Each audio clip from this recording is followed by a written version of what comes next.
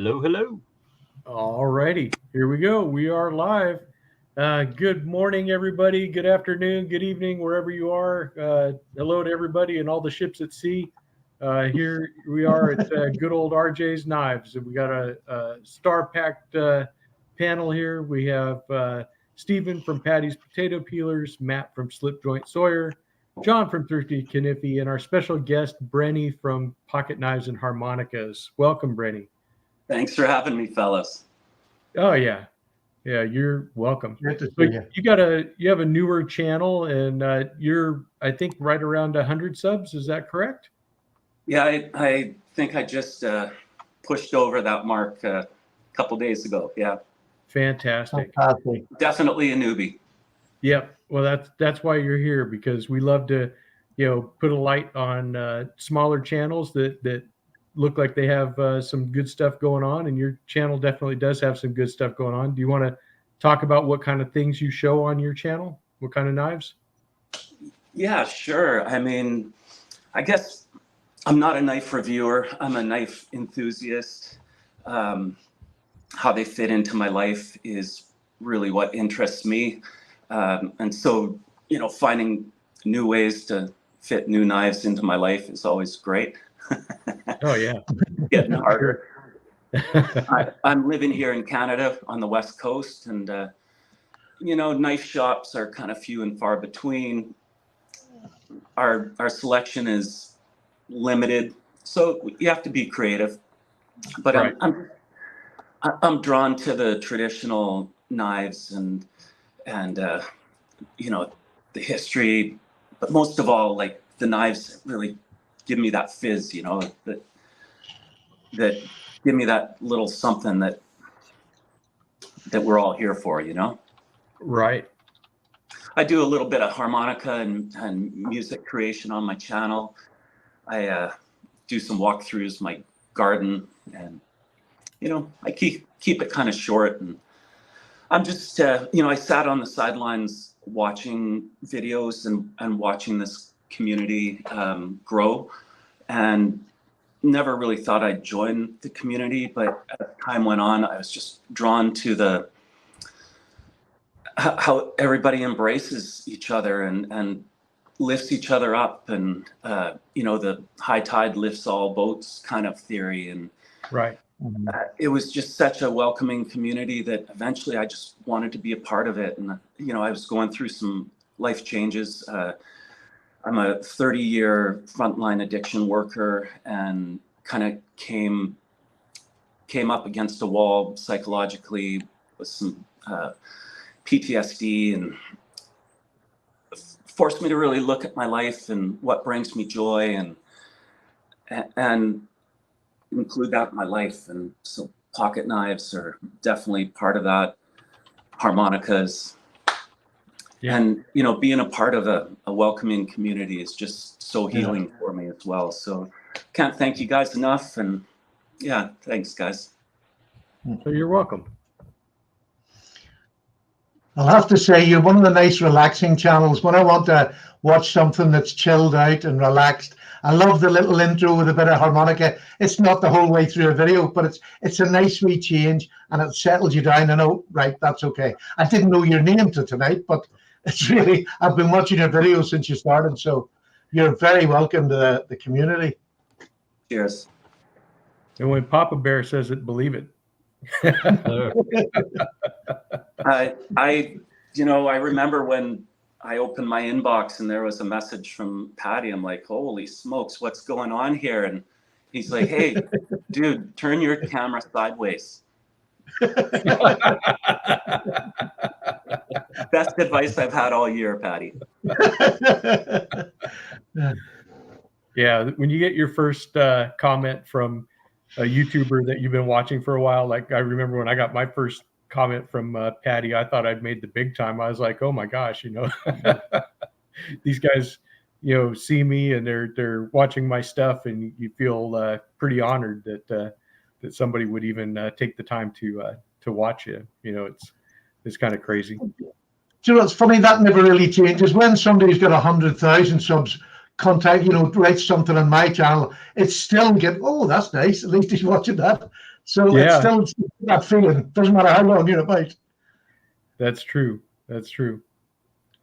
Well, Brandy gave us a pretty good topic for today. Say he wanted to see like maybe our top 3 knives that we carry and why do we carry them. And I thought that'd be good too, because we don't always show that on our videos necessarily, what knife we're carrying, but a lot of times we'll just be reviewing different knives, and of course we're carrying different knives as we're reviewing them and stuff. But what if you're not doing a review, or if you just have some favorite ones that you like to grab if you're just walking out of the house, I thought that would be a nice topic also.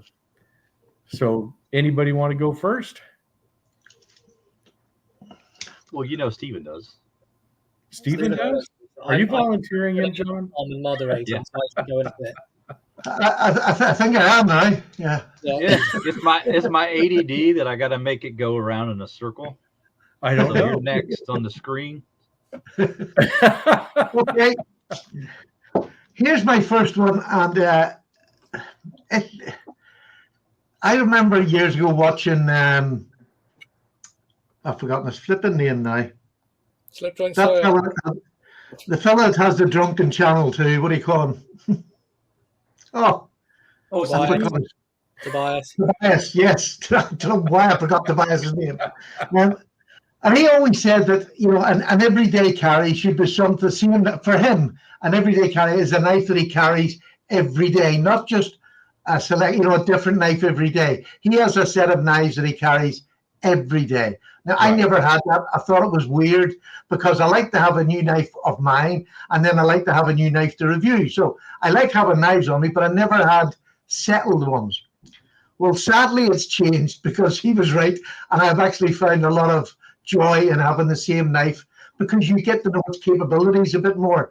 And that's happened to me over the last 3 months. I've been carrying the same 2 knives every day. And one of them is a sack, which, again, I never thought I would carry. But the main purpose of a sack for me is because of the usefulness. One, you've got a knife, but I very rarely use a knife, but I know it's there. But these are the 2 things. This is a custom-made one that Justin made for me. You've seen it before. The eyeglass and the Phillips screwdriver, which is in line, are the 2 most used tools that I have. And I adore this knife. Now, it's got 2 blades as well. And he made this custom. I've got some nice micarta scales on it, which are just glorious. And this goes in my pocket. I clip it in, hangs in my pocket. I never even notice it's there. It sits right in the corner of my trouser pocket. I can get my hands in and out. And just to have them, the inline screwdriver is just fantastic. So that would be my first one. So there you go. Somebody else will go on ones because we've only got 3 to do. Yeah, we'll only go in once. That's fine. Otherwise, we'd be done in a half hour. Yeah. All right, Matt, you're up. Oh, am I up? Am I? Okay. Well, we have to go in a circle, John said. So. Okay, hang on. Let me pretend I polished it like Tom. Hang on. Let me just clean all my fingerprints off. Okay, so this is the Rough Rider Classic Cinnamon Bone Stag Barlow. This is probably one of the knives I've carried the most since I've had it. It's got a dirty patina blade, and that's probably the way it'll stay. Nice sort of stag effect handles. The cinnamon bone is the carbon steel. It's just a great little knife. The pull's a bit light on it. It's probably about 6.5 maybe at the max, but it fills the hand really well. It's a nice sort of single-bladed Barlow from Rough Rider. It's one I can't really recommend enough, and it's 2429 is the model number. Just a great piece. Yeah, that's a good one for sure. Okay, do you know if Jaime's got them back in again? I can check. You're a whiz on the. All right, so I think this is probably the most carried knife for me. I've just found it to be an affordable knife that I don't have to worry about beating up, but yet has a nice D2 steel blade. the fact that it's a lock back, I never have to worry about it folding back down on me. The blade shape is very utilitarian. It does everything I need it to do. You've got, the roundness of the blade edge and the pointiness for puncture. It can slice, it can pull cut, it can push cut. The handle's super comfortable. It's large enough for 4-finger grip. It's just a very, very, very versatile knife. To me, it's a well thought out knife. Tucks away very elegantly on the top if you want to carry it in pocket. Of course, normally I carry it in a slip, but if you wanted to carry it in a pocket, that's not going to catch or snag. And it rides in the pocket pretty well too, I found, without having to slip. But overall, just a fantastic blade shape. I think that's probably the main reason I like it. And yeah, I use that all the time. That's probably the most carried knife that I own. Yeah, that's definitely a good one. The Bruins are fantastic. Yeah, it was coming on this channel that I found out about the Bruins because I'd never seen one. And I agree. I bought the same one, and it's absolutely fantastic. Oh, yeah. Yeah, they're all good. Add you that Barlow is back in stock on Heine. I sent you the link on Instagram. You're a star. Thank you so much. Okay, are you ready, Brenny? Yeah, you bet. Okay. So I'm going to have to show this one, the Ohio River Jack with the spear point and the jig titanium. I just love the toughness of this knife. Sorry about that. I'm used to the camera. I just love how it feels strong. It feels like it can do any job for you out there. It's got a stop pin construction. What is it? M390 blade steel, way stronger blade steel than I need. But hey,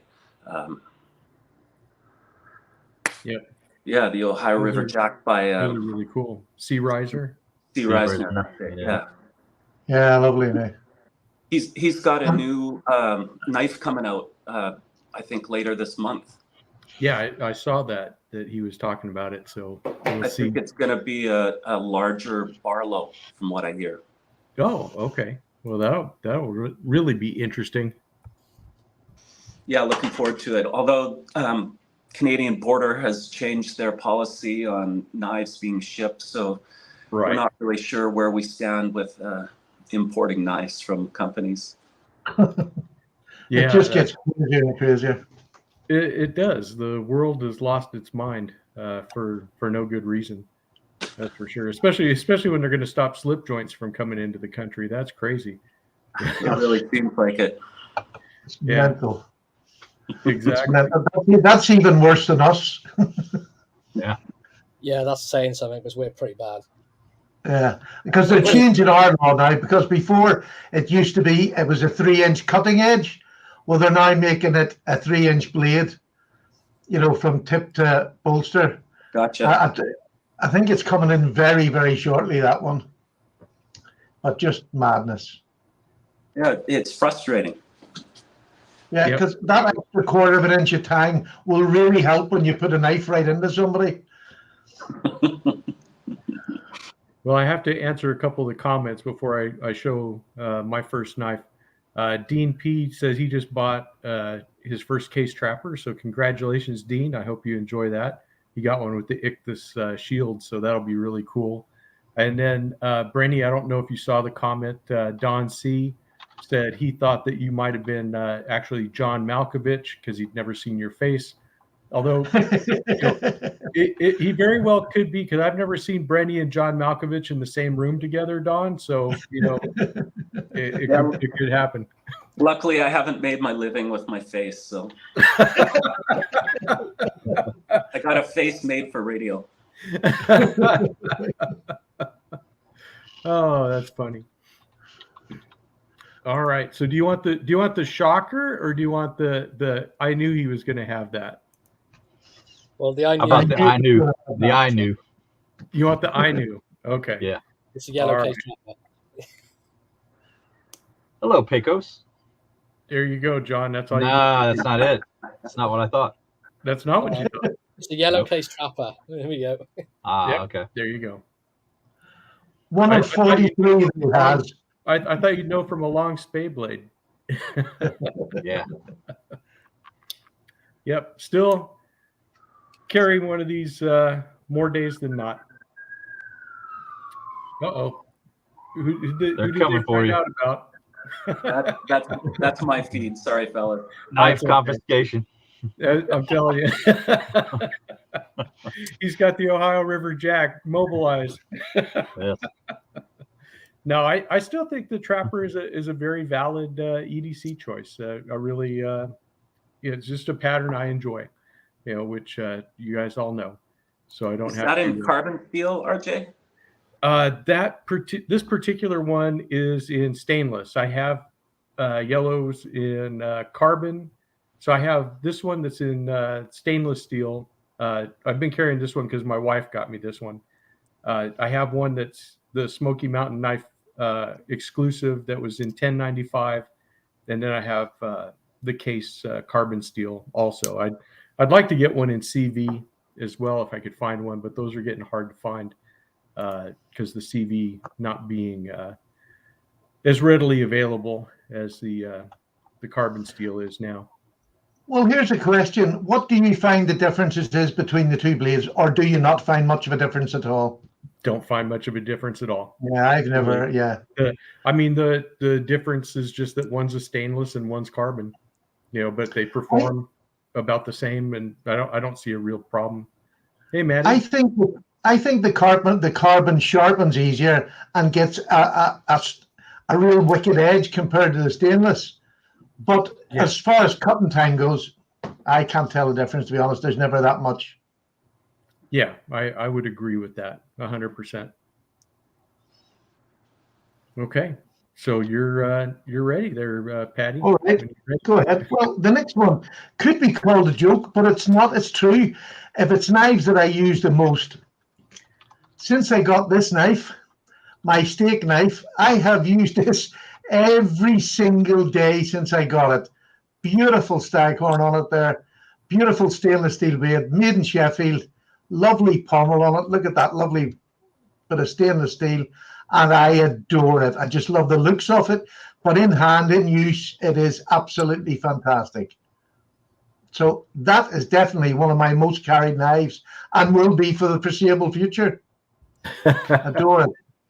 That looks too clean to be yours, Patty. Yeah, my wife, she washes them. I don't do that sort of thing. I was going to say his wife washes that one. Yeah, that's beyond my pay grade. I'm not trusted in the kitchen. Yeah, she needs that stainless so it doesn't look dirty, right? Right. I'm not allowed to do dishes in my house. Never have been. My wife, that's her. She just enjoys that part of life. That's good. That's good. Thank you, Mike. Fantastic. Thank you so much. I appreciate that so much. That is awesome. Go ahead, Matt. Are you ready? Yeah, I'm ready.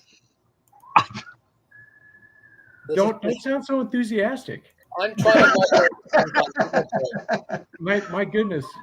Do you need a snack like Tom does? Do you need a snack cake? Yeah, I need a safe with loads of snacks in it. That's what I really need. So this will probably come as no shock. I've just picked one, but it's any Swiss Army knife. Literally, I carry one every single day. This happens to be the Super Tinker with the Phillips head on the back. It's a three layer. Got all the usual sort of stuff. The two blades. I have the scissors. The usual front sort of tool stuff. But it could be any one of maybe like 5 or 6 that I carry every day. I carry the compact a lot, which I've got here as well. I'm just obsessed, and it's your guys' fault. Let's see your little Viper bag there. Show that. Oh, you want to see my little Viper bag? Okay, here it is. There's my Viper aid. It's got my. Isn't that cool? I think that's a cool bag. Yeah, it's a great little thing. It's got I've got the Jack Wolf knife in there. We'll just remove that for a minute. Got carry like the sack in it, and it fits a little pen in the side here as well, like a little Olight pen. If I can get it out, little tiny mini thing. Yeah, I love them. And then the back has like a zipper pouch on it, and it sort of doubles as a wallet. So in there, I've got like my bank cards and money and things like that. 037426. Oh. You can try and read that if you want.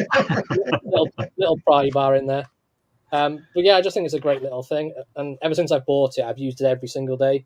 So I think I've had it for about a month now. And I just sort of it pretty much just stays like this. And I just pick a knife to put in it every day. And today I had the Jack Wolf knife Javelina. Actually got the bag in my Amazon cart, just waiting to put in an order. Good. So. Get it quicker. It's really good. Does that fit in your pocket, or does it go on your belt? No, it fits in my pocket. It's a lot smaller than it looks. Okay. So, like, I mean, if you put like a sack next to it, that's a 91mm sack. So, it's not it's not too big. Yeah. It fits nicely in my front pocket. And you could put it on a carabiner from the top little. Yeah, there's a little loop up here you can put on a carabiner. Yeah. But it's a great bit of kit if anyone's interested. It's the Viperade VE15. It's about $20. Yeah. So Singing Toad asked where Tom was. Tom is out doing a Civil War reenactment this weekend. So he's not there, but he probably is filming stuff for his History Delights channel. So I heard he'd gone to a Trump rally. Oh dear. I can neither confirm or deny that. I could just see Tom with a placard get up and down the pavement. It's probably easier if I just mute myself and not make a comment at this point. Well, all I know is that Tom's on the Union side, so there you go. The likelihood of survival is quite a bit greater. That's a shame. I don't know, man. Those Civil War battles were brutal. Something I'm glad that I'm glad I missed that part of history. It's funny because when people talk about, oh, I wish I could go back to this period of time or whatever, I never hear anybody say I want to go back to the Civil War. Yeah. Or the First World War. No, that one either. Do you reckon it could be something to do with the lots of death? I think so. Another one that's not particularly good is I'd like to be when the Black Plague was roaming Europe and. Not a very romantic time. No, not at all. Yep. Zen is still a rebel to the bone. Okay. Well, you'll have to take that up with Tom because he's our union representative. I guess he could be our shop steward in a way. Okay. Are you ready there, John? Sure. Okay. So another one of my carries, and not necessarily this particular knife, but much like Slippy, you have a lot of different Victorinox. I generally carry a sow belly pretty frequently. I've been carrying this one as well as that new Red Fox one recently, but usually it's the ones that I have two of, and I just have my collection of knives that I keep on a shelf. But the sow bellies one I carry a lot just because of the versatility of all the blades, which I think are fantastic. And we'll pull out that spade blade and let you know that I'm not afraid of it. But the spade blade on this particular knife I like a lot. I mean, it's not a shape that I'm opposed to. And I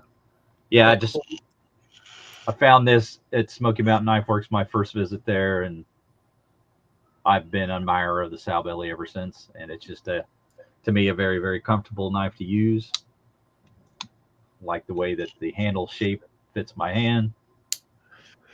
Clip blade's the main blade that I use. I think a lot of people like to use the sheep's foot, maybe a little more than I do, but I still do use it quite a bit. Mm-hmm. And it's super comfortable. Now, between the sow bellies, between the Rough Rider and the Ropers, do you have a preference? Yeah. I prefer to use the sow belly, but I think maybe the ropers are a little better made. Okay. Does that make sense? Yeah. Just as far as I a know that user theirs goes. are a little bit different. The blades are Yeah, slightly different. they cant down a lot more, and Yeah. it's just a little arc in the slip as well, pretty much all the time. So that is my second most carried traditional knife. Very good. All right. Jim, you Lies, says Sinking Toad. Okay. All right. Probably my most used knife period is this Buck 112 Slim Select Pro. Yeah, those are nice. Micarta. Just a really good work knife. I mean, it's nothing fancy, but it's just a great work knife. And it's got a decent sized pocket clip. So huge. But at one point I thought, okay, I'm going to upgrade my work knife. And so I bought myself a pair of two in S45. Great knife, which I promptly broke the tip off of. So yeah, back in the door with that, and back comes the 112 to keep the work going. So yeah, nothing exciting, but man, what a great knife. S30V seems really toothy. Do you guys find that with Buck S30V? Yeah, mine is. I've never had one. What sort of price does that run at then over in the States or in Canada? It's been a few years since I bought it, Patty, and I try to put that out of my mind as quick as possible. it was over $100, probably American kind of currency, Right? Somewhere like that. That's nice. Yeah, Slippy got this. Is it a Saunter you got, Slippy? And it looks nice as well. It'd be a toss up between them two, which one I would get. I have both. All right. Yeah, I'm with Flippy on that one. I can't decide between the two. I really like the Saunter, but I like the 112 equally as much. It just sucks we can't carry it here. Yeah, for sure. Can't carry it here. Right. Yeah, we would never do that. 112. Take that pocket clip off. It fits right in your pocket if you need it. I've never carried it out walking the dog. Of course not. And Byron has a good tip for everybody on Spydercos. Now's the time for anyone to pick up any Spydercos between the discontinued models and the end of year model sale that most dealers are having. So if you've wanted a Spyderco, now might be the time to go shopping for one. And Byron, that reminds me, I wanted to give some shout outs, and Byron was one of them. Byron, I just want you to know that the video is made, and you guys will have to tune in for a very special Fun Knife Friday. That's all I'm going to say. If you don't watch any of my other videos this week, watch that one. Sounds mysterious. It is. It is. You got a question from Marvin there, RJ. Yeah, I was going to see this. Do I have the Rough Rider RR1198, the moose yellow handle? No, I do not. The only moose that I have from Rough Rider is the Easy Money moose. And I think that's one of the, if I remember right, it's one of the smaller ones. It's not the full-size moose that they have there. So I will have to, I'll have to do that. But I think that's what you're talking about, is just the regular moose pattern. But I've had the GEC moose, and it's a big lump of a knife. It really is a big lump with two massively deep blades. Do you know what I mean? Right. It's for me, it wouldn't be an EDC carry. It wouldn't sit comfortably. But I don't know what size Rough Rider is. And then Jeroen's reminding everybody to consider buying Old Hickory knives while they're still available. So yeah, that's there. Singing Toad's already jumped on the Spyderco bandwagon, so he's already there. So, all right, let me go on up here. I'll finish my shout outs and go with my next one. But my other shout outs was to BC Blades and BC Trucks.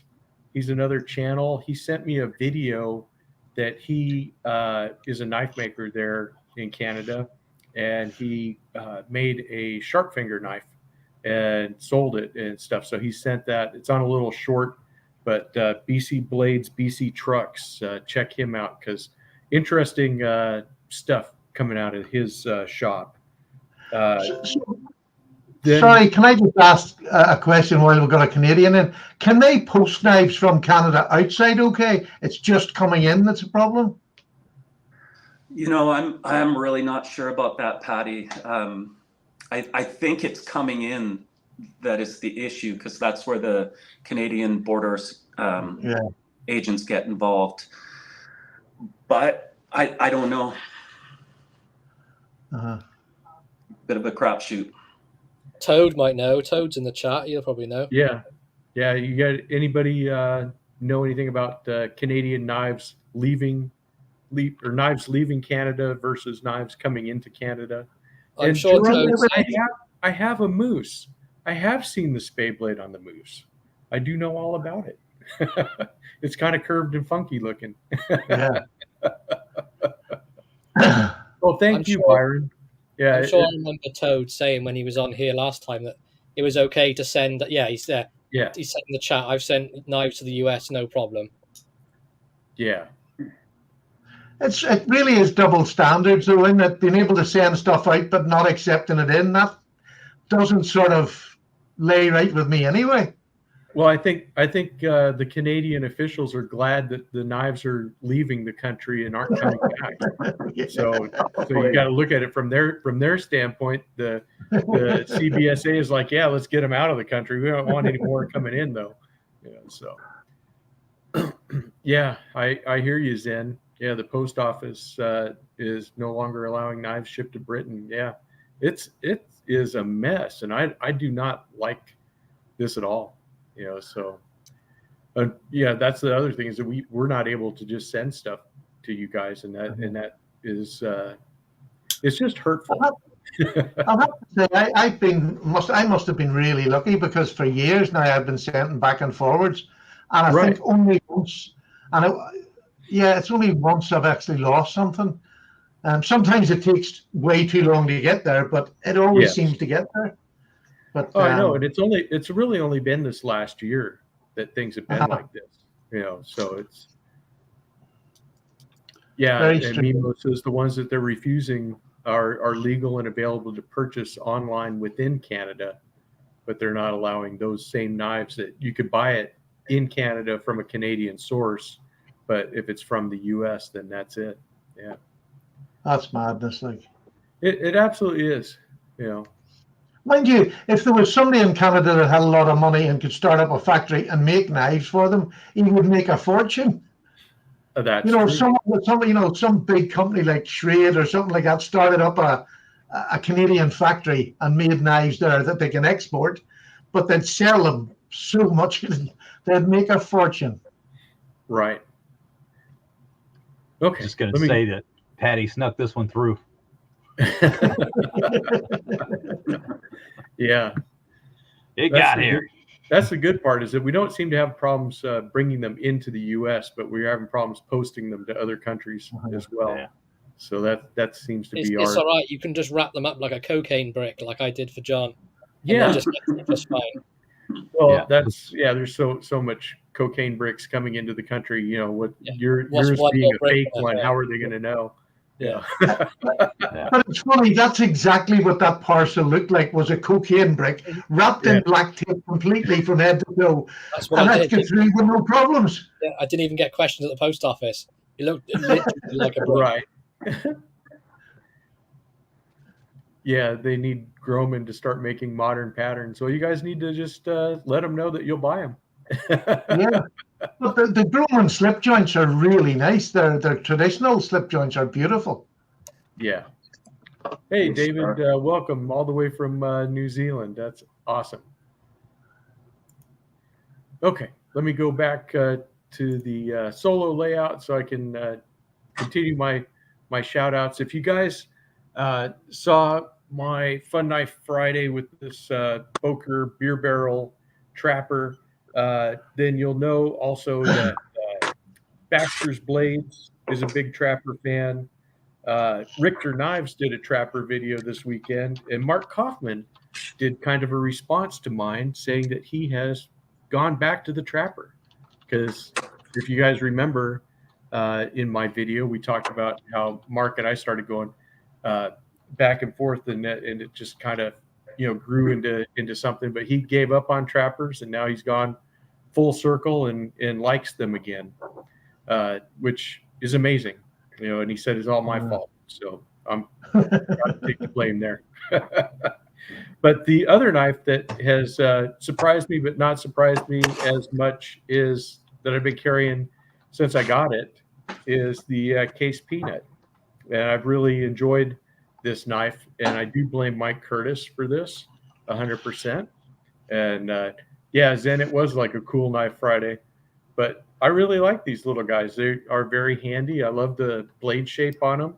And I just really like these little itty bitty jackknives. They are just quite fun and quite handy, so good stuff. Thank you, Mike, for definitely putting this on my radar and getting it into my mind. And I like it. I still carry it every day. And when I use it, I think this is all because of Mike Curtis. Yeah, Mike Curtis, what a welcoming person. What a great human. Yeah, Mike is awesome. One of these days when Mike gets over his stage fright, he's going to come onto this show. He just hasn't made up his mind to do it yet. But I'm pretty sure every knife he owns, though, when he does. I don't think we'd have enough time, because now he has more knives than you have subs. Yeah. Yeah, he said earlier on he's got over 1,000 knives, I think he was saying earlier. Yeah. So if his knives could subscribe to his channel, look where he'd be. The other guy I've been trying to get on is Gizmo Carr. He's another one that comments in so many videos. I know. I would love to have Gizmo on as a guest. I've been hassling him for so long now, and he won't give in. Yeah. Well, some guys want to, and some guys don't, and it's okay. But there's other options too, because like I do talk to Stuart, and he wants to show his collection one video at a time, but he just wants to do one, just a one-on-one video, instead of coming to the live stream, and that's fine too. We can do that too if someone is interested in those kind of things. It could be a one-on-one thing, or it could be on the live stream, whatever you prefer. The trouble with one knife, I could only talk for 5 or 6 hours. Yeah, exactly. Exactly. I don't know if it'll show up on there, Jeroen. He asked if it was stainless or not. I don't. Of course, I'm in little screen. Let me see. But this is a carbon steel, and I don't know if it'll show up on the camera or not. The Tang stamp. There it goes. Yeah, that's the CS model. So, of course, I had to get it in carbon. Although my next ones will probably be stainless, because a lot of the bone covered ones, they use the stainless blades. So it will probably be on there. Yeah, Mike, you should, because since Randy did post your picture, but of course, Zen, we've seen him on, a video with TC as well at Smoky Mountain Knife Works. And unfortunately, Mike didn't speak. So we'll see what happens. All right. Are you ready, Stephen? Would you like to go? Yep. Last one. And this one is, this has turned out to be a really special knife in my collection. Because I bought it because it's made in MagnaCut, and I wanted to check out what MagnaCut was like. And it's not as hard Rockwell as a lot of people say it has to be, in inverted commas. But this is the tactile turn Bayer, spelt Baxter, but it's Bayer, it's pronounced. I took this edge back to about 15 degrees per side. And this is honestly one of the best cutters I have in my collection. But look at that thinness. And yet it's an awful thin knife that is incredibly comfortable. They have rounded over everything. It is so comfortable in hand. I get a full grip, and it's not an over deep handle at all. But there's something about it. Whoever modeled this had my hand. I mean, it is just gorgeous. And the Maximate, I'll have to say, is fantastic so far. I carry this every day that I've got jeans on. I've got a wee pouch in my belt, just sits around the back of my hip there, and you don't feel it. It doesn't get in the way of getting in and out of cars. It's just a stunning knife. And again, I'm not one for carrying one knife every day, but I can carry this because it's on that wee belt. It doesn't need a belt. It's so light anyway because it's titanium, but on the belt, it's out of the way. I know where it is. I've got a little string on it. I just pull it out of the sheath, and I adore it. I truly adore it. And for the last 3 months, this has been in my pocket every day. I've had jeans on, and there's very few days I don't have jeans on with a belt. But I highly recommend this. It's only Rockwell the 61, which they reckon is the low end of what it should be. But for my purposes, it hasn't been chippy. I've cut everything I can think of with it. I use it for all my waste when I'm cutting it up the boxes. Unbelievably good. And other than doing that sharpen, I haven't touched it yet. I've stropped it and that's it. And it just comes straight back with the strop. So MagnaCut I'm really into, and I would definitely get more of, because it is just exactly what it said in the tin. Yeah. I've yet to get a MagnaCut knife, but I'm looking forward to getting one in the future. And I think if it's Rockwell the 61 HRC, don't worry, because it's gonna probably, the toughness is probably going to be better. If you get up to 64, 65, you're going to have a more brittle blade, I would have thought. But this is absolutely fantastic for EDC use. Yeah, I agree. Lovely knife.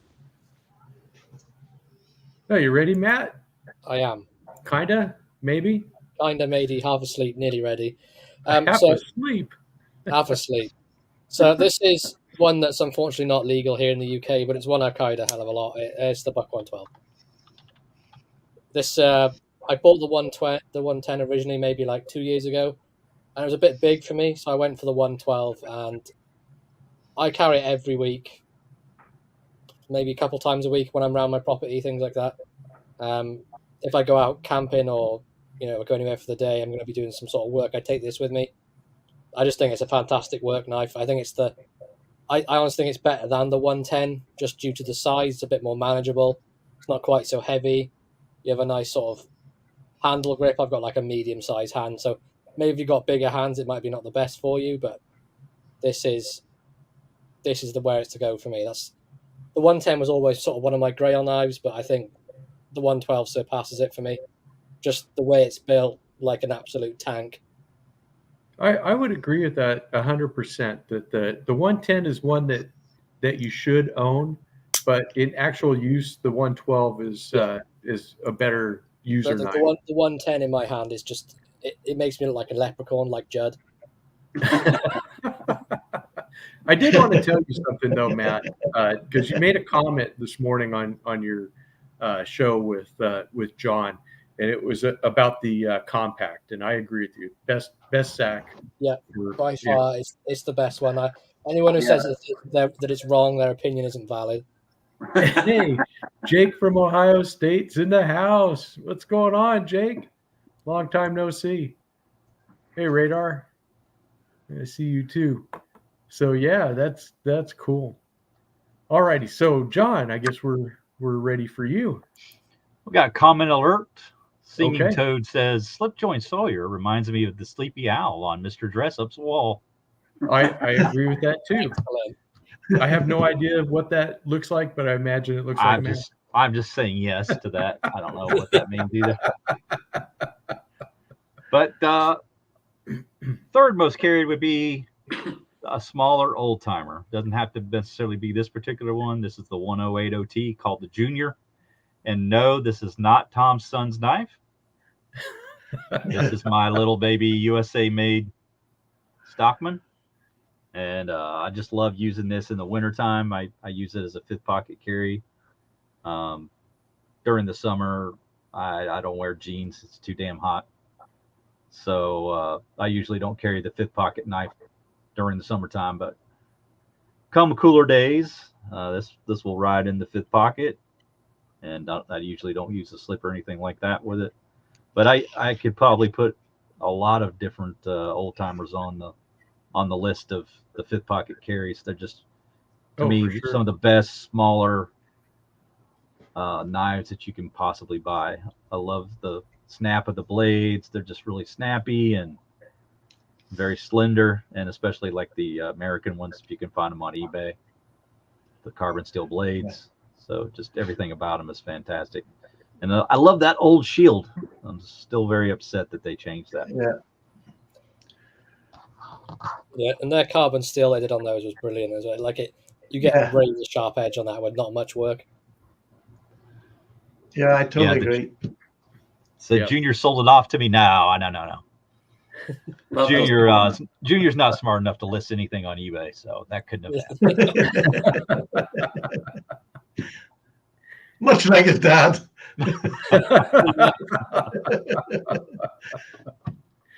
All right. Pretty interesting how many small knives are getting used by the five of us here. Yeah. I got to give a couple honorable mentions. Jersey Knife Guy did a video on this a number of years ago, the Boker cattle knife. Ended up costing me a few $100 or whatever. So thanks, Jersey Knife Guy. But lovely knife. Just a wee bit too large for me, though. Just a little bit too big to go in my pocket. My TC Barlow, that gets a lot of use. Spear Point Barlow. Lovely knife. I worry a bit about it dropping out of my pocket, though. So I'm careful with it. Recently, I got the Browning Steam Bank. Great little knife. I love this thing. Getting a lot of use. My Buck 55 gets a ton of use. So a bunch of small knives, but really, this is the knife that gives me the fizz. The Buck Saunter 2022 edition. They released this and then added it to their catalog. This is the Spear Point S35V. This is a tough knife, but not as big as my Ohio River Jack, and about as long, but not as hefty. Rides in my pocket good. I like being able to have a lanyard. What can I say? This knife gives me the fizz, and so this is probably my #1 most carried knife. Love this knife. It's fantastic, the Saunter. I love it. Yeah, I mean, I just love it. I do a lot of camping and little motorcycle trips. So like the Mora knife gets a lot of use. I've got a Buck Max Light Small, or I don't know what it's called, but gets a lot of use as well. In the garden, I've got a Kershaw. What's that called? It's called a Kershaw Randy. That is. Yeah, so that gets a lot of use out there whacking. And recently I rehandled my old machete that I picked up in Mexico back in the early 90s or whatever. So this is starting to get some use too, but really this is the knife that gives me the fizz and keeps me getting up in the morning. There you go. Besides my family and wife and garden, of course, short and dog, and the Chihuahua keeps me going. But if I could just take a moment and say thank you again to this lovely knife community that I'm now a part of. you know, so many of the longtime reviewers have welcomed me in, like you fellas. I don't really want to start naming names because I will forget a ton of people, but I mean, over in the UK, Steel City Knives, Sussex EDC, that a number of others have been so nice and kind to me. And here on the West Coast, Baxter's Blades has reached out a number of times and said kind things. And here in Canada, I've met, you know, the Singing Toad, Nice Slice, BC Gerbs, Knife Raven, Big Canucker, a few others. You know, it's just, it feels so good to be a part of a welcoming, non-judgmental community, and can't thank you guys enough. You know. Yep, for sure. It does. What easy to like, sir. Jeroen says it to best. Don C's from BC as well. Don C, nice. Yep, and Jeroen says it feels like family, actually, and that I think that's what we all wanted this to be about, was, you know, that we're going to support each other, that we're going to be positive, we're going to build each other up, because I think we've all seen it in different communities within YouTube and without, where people are tearing each other down and there's all this drama and all this other stuff. And who has time for all that junk? We're just here because we like knives, and we all have that in common, and we all love knives, the history of the knife companies, different kinds of steels, and then we can nerd out about that kind of stuff. And we all just want to, you know, it makes me happy when everybody else succeeds. You know, I want everybody to be successful. Of course, I want to be successful myself, but, you know, we'll bring everybody up too. You know, there's no reason not to. There's plenty of stuff, and the winners are the viewers, because everybody has a different take on knives. Everybody has, you know, shows different knives that they're interested in. It gives everybody new data points, you know, that they can say, wow, I never knew that this company existed, or I never saw that kind of knife. I like that knife, and they can try different things. So we just have to, you know, continue on doing that. And Byron, again, has got the John Malkovich thing going for you. Brenny says, very well said in John Malkovich's voice, but very well said. We should find out if you know, John Malkovich may actually need some voiceover work. Maybe you can sit in. Excellent idea. Now, here's a wee tip for Brini here. If you like the Bokers, this is the Boker Club knife. Oh yeah, I love that. This one's in the ironwood, but I believe Smoky Mountain Knife Works at the minute have the one in brass. I have one to show you. I have. It's down to $100 now. Actually, less. They're about $80 right now. Wow, that's a real. But this is a beautiful in-hand knife, full 4-finger grip, absolutely beautiful. Exactly the same sort of shaped handle, and I love this ironwood one. But for the brass one, I would pay $80 all day long. This one cost a lot more, you know, quite a bit more than that in the UK. But beautiful knife, really lovely pocket knife. Yep. SMKW recently changed their policy and will not ship to Canada anymur. Oh, that's horrible. Well, yeah. But here you go. Here's the acid wash blade, the burlap and the copper. Oh yeah, that's nice. Just looks fantastic. You can't beat that for $80. Oh no, all day long. Is that N690? No, I believe these were all in 01 tool steel. Yeah, so all nice and folded up there. Just really nice knife. Even the fact that they dropped the tang, you've got a hidden tang there when it's closed. So it's a lovely smooth knife to fondle in your pocket, if that makes any sense. Absolutely. Absolutely. Yep. Zen says the ironwood is the real deal there. It is a lovely knife, I have to say. Expensive, but for me, it's worth. You know, it's up there with that particular knife. Is up there with anything. I agree, 100%. 100%. Yeah, and those higher end Bokers, they're pretty much perfect. It seems. Yeah. Like, no gaps, no blade wobble. good tenoring. Like, I mean, just perfect knives from what I can tell. I completely agree.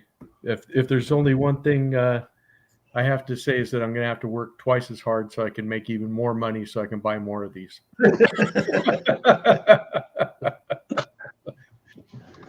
Isn't that the problem? That's always the problem. That's it. Yes, Sean, shout out to Adrian James' channel. He was on with Patty and Judd. And I'll have to reach out to him. I'll have to see if we can get him on the Sunday show too. He's a lovely fella. Really nice. Great channel.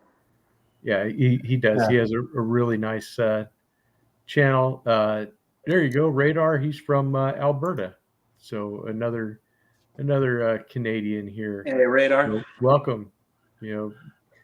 That's the other thing is that the knife community. We don't care where you're at. Come on. Yep. Much like the UK is increasing in numbers, Canada seems to be doing exactly the same thing at the minute. There's a real and especially people who are not only traditional, but a lot of people who like traditional knives are coming up from them two sources. I agree. Seems like agree. Yeah, a Canadian uprising. There you go. two words that usually don't go together.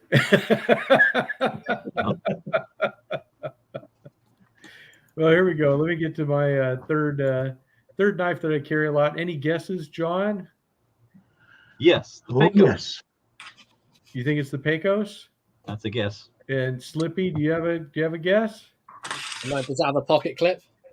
No, it does not have a pocket clip. Okay, well then I have to change my vote then. One guess only. Oh, it's going to be that 47. No. I think it's a 95. Or is it 85, the case 85? 75. 75. 75, the big Patty hit it, the 75. Yes. Patty knows. Yeah. I'm not competitive at all. No. It's okay to be competitive. I still want to go golf with you, Patty. I'd be very easily beaten this weather. I don't think I could walk a full round. That's what they make golf carts for. Well, that's what I'm counting on. So when you die on the 9th hole, I can just keep playing and say I beat you. Yeah, you're a bad man. This is the American Workman Series. Got the beautiful American flag there with the case stitched over it. Yeah, wrong flag. Wrong flag. What? For who? Oh God! If Taylor Eyewitness makes one with a Union Jack, then I'll buy that one too. So there you go. We just have to talk them into doing so. Need that revolutionary commemorative piece. What's that company? Weeds and Co. Or yes. Yeah. Didn't they make the Canadian flag? They did the Canadian maple leaf. Yeah, I have one of those. That funny smelling flag. Yeah. The wacky backy. I thought that's what you guys were talking about. The Trudeau maple leaf. Don't make me put it up. Okay. Well, do it. Which harmonicas are you guys carrying? I don't carry one, but I kind of wish I did now. I don't know. I've got a number of folks that join me on my channel. I think just for harmonicas, and I'm really enjoying that. It's a small community, and it is what it is. But I'm really enjoying it. I love the harmonica, how it's such a small, in the pocket kind of musical instrument. It's an EDC musical instrument. It really is. You can make rhythm and melody. EDCMI. Yeah, it's pretty awesome. But the one my top 3 harmonicas. Can I throw this in, RJ? Absolutely. Let me bring you up full screen, and we expect a little noise out of them too. Okay. All right. Well, I guess my my most recent one, I guess, is the one I'll show off. This is the Marine Band 364/24. It's a 12-hole diatonic, as opposed to what we know as a blues harmonica. Sorry, there you go. I pretend to know what that means. Yeah, well, you know, a 10-hole diatonic harp is basically your blues and country harp, the one that we've come to know as a harmonica. This one's a little bit bigger, and it's an octave lower, so it's a deeper sound.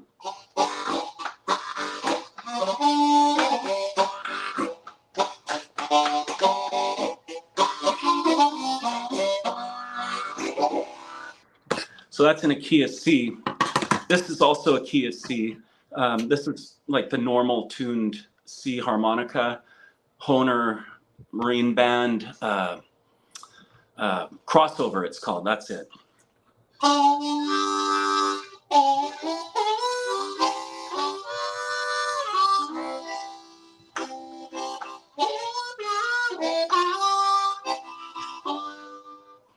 Yeah, so that's my Hohner crossover, love that.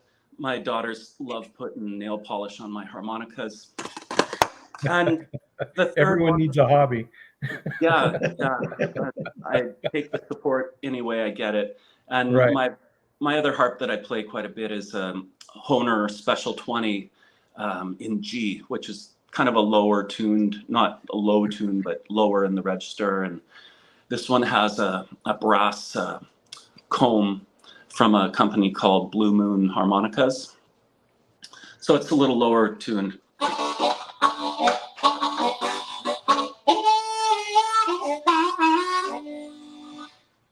Yeah, so those are my 3 harps that I play. Just thought I better throw those in, you know, pocket knives and harmonicas.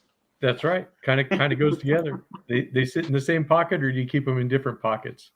I'll just carry one at a time. Oftentimes I'll throw them into this little Maxpedition pouch into here. Oh, I can hold a couple of the regular size ones, and then this bigger one I'm just carrying in the case that it comes in. Throw it in my pocket then. But you know, when I hear a harmonica, all I think back is to my childhood days and Saturday morning at the pictures, John Wayne or a cowboy film, and he'll always have somebody at the back of the bar or sitting outside on the porch in a rocking chair playing out. Just, I love the sound of it. I agree.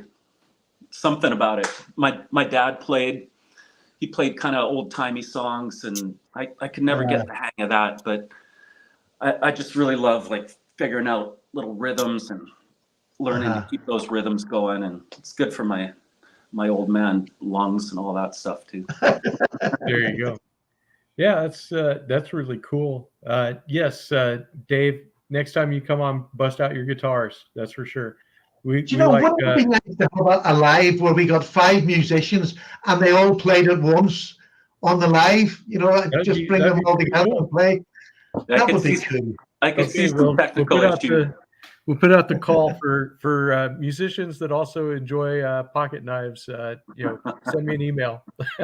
We'll pick a song and we'll get you all together. It'll be fun. That's for sure. Okay, so you did have a question about harmonicas. Jeroen wanted to know if you prefer Hohner or Yamaha for your harmonicas. I wasn't aware Yamaha made harmonicas. Maybe you're thinking Suzuki. Suzuki makes a line of harmonicas that are really good. I've only got a couple of them. They're good harps. They just haven't grabbed me like the Hohners. I've got a couple of Sadel harmonicas as well that are really good. The Sadels have reeds made out of stainless steel, whereas the Hohners are made out of brass, and it is a different sound. One's not better than the other, but it seems like I play Hohners now. When I look in my harmonica bag, it's pretty much Hohners. Yeah.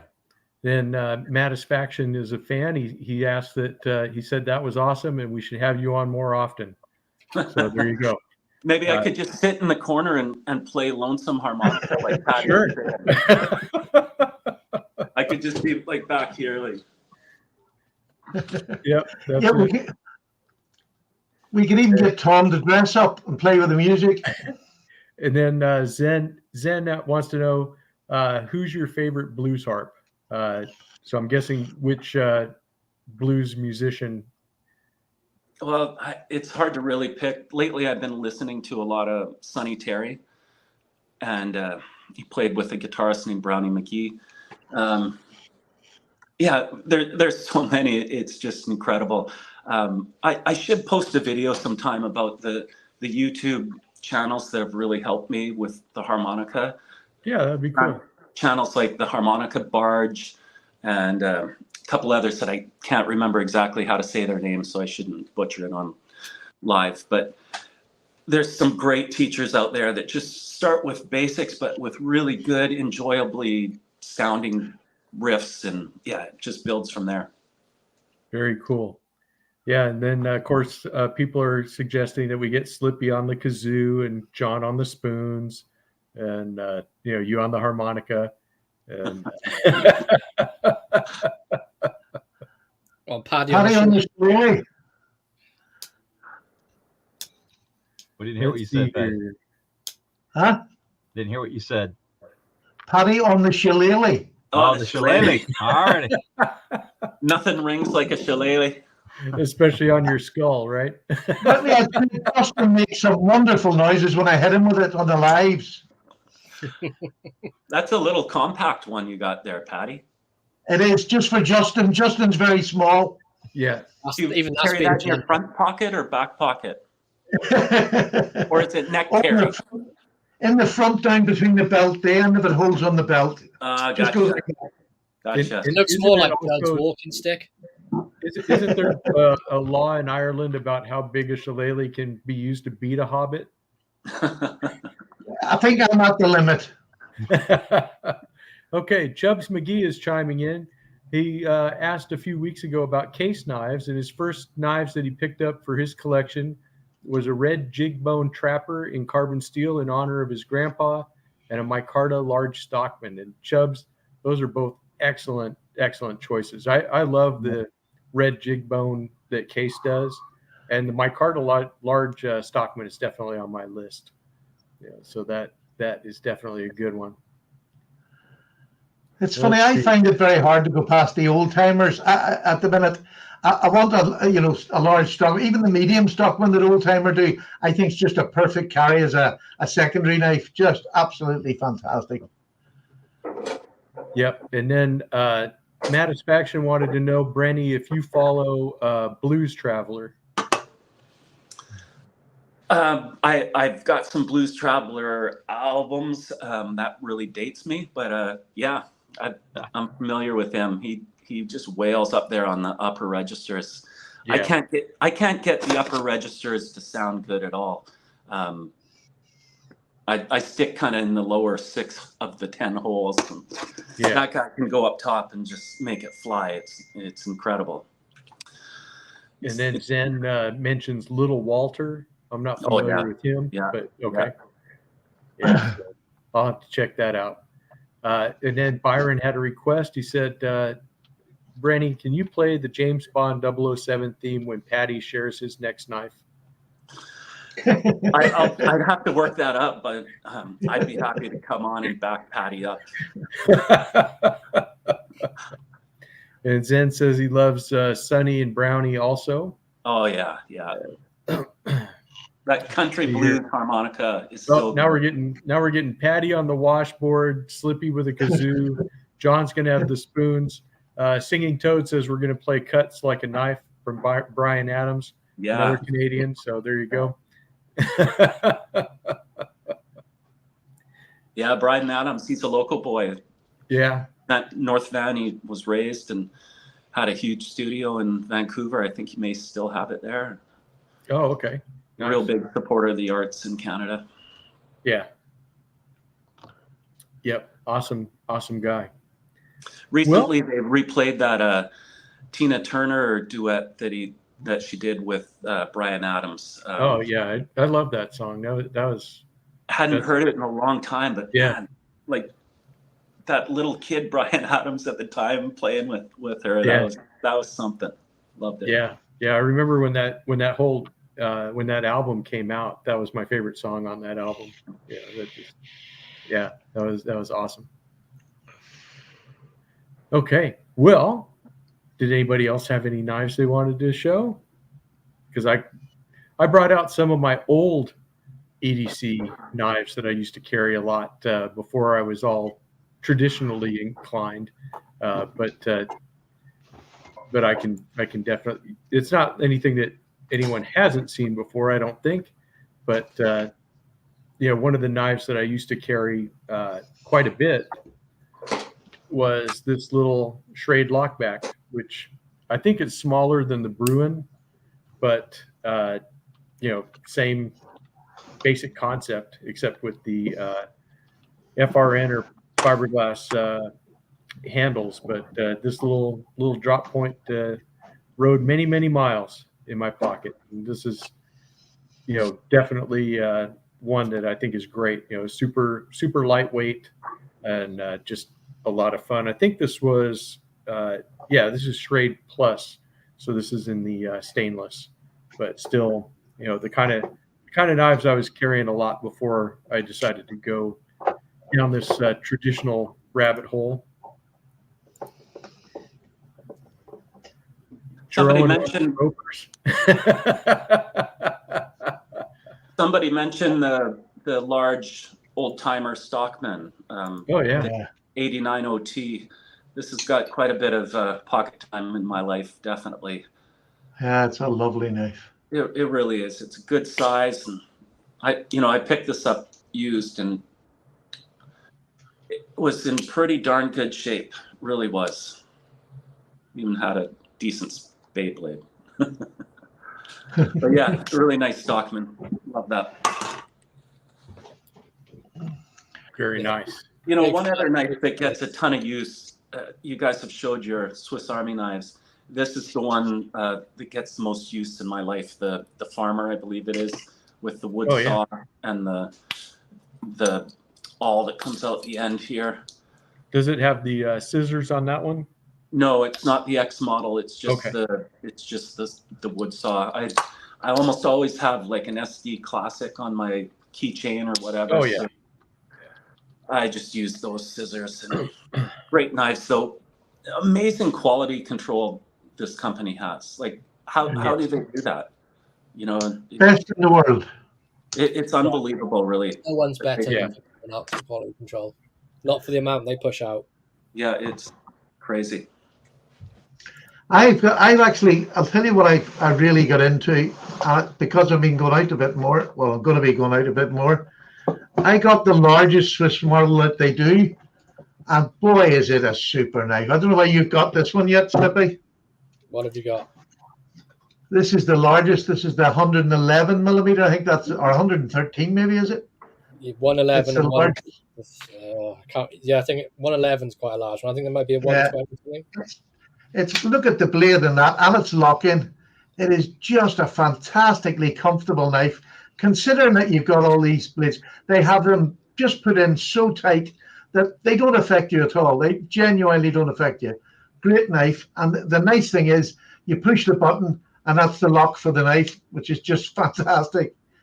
But the saw on this, I'm dying to get this down to the woods and just see what I can do with this big saw. Look at that. What a fantastic big saw. They make a great saw. Yeah. But what else has it got on that? Nothing really extra more than that. Oh, no. But I have to say, I reckon this is going to make a great camp knife, for cooking or anything like around the camp, just to have sitting about. I think fantastic. Great size. I agree. Because I had the other one before that, which is not a small. I had that one. That's the. I can't remember, 110 or something, but look at the difference in size. 108 and 111. Yeah, some difference in size. So yeah, great nice. I don't know whether you've got them yet, Slippy, but you can hit me up if you want them. I'm selling nearly all of them. If it didn't lock 100%, I don't know what it is about the locking ones. They don't do it for me. The locking ones. Well, the difference between, I think, now, not that I'm pushing you to buy it, but the difference between that, it's for camping, that I would only use that for. I wouldn't carry it. So, and it's legal to take them camping. So that's the only reason I would use them. They're certainly not everyday carry in your pocket. They're too big. That's definitely too big for a carry. Yeah. Well, over here it is anyway. In Texas, where everything's bigger, I'm sure John would manage. John has large pockets. Yep. Yeah. We call that something else over Large here. pockets, not deep pockets. Do they? There's a difference. I don't know if I want to continue this line of questioning. No. Yeah. The pockets are just wide; they're not deep. Right. All right. So MBEDC asks if anyone has gotten one of the new Victorinox fixed blades. No, I No, don't. I'm looking. They sure look good. though. What you getting? Well, I guess we'll watch the review on your channel. How's that? Who's getting one? Are you getting one, John? No, sir. No. You getting one, Slippy? I'm looking at them. That's about as far as it's gone. I just think they've gone in at a price that's way too dear for what you're getting. I'd buy a Mora for 15 quid, and I don't feel as if I'll lose out. No, that's the only thing that's stopping me is the £8 billion difference between the Mora and the Victorinox. Yeah. Yeah. And the other thing is you can buy the basic knife for about 80 quid, but then it's 150 to buy the little slip and a couple of tools that go with it. And I'm thinking, nah, I'll buy a slip myself and just put something in. Felix Imler was involved in the development, according to MB. So there you go. Yeah, good on them. But yeah, it's true that the Moras are a super knife for the price. They are hard to beat. That's for sure. But I think that's a problem. I think it's a problem with lots of knife companies. They're going to charge you for development. Absolutely, I can see where that makes business sense. But the thing is with a knife, you want to sell as many as you can, and for a longer period than most other knives. You can't charge us for development when we're going to buy your knives over an extended period of time, like the Moras. I mean, they are just fantastic knives.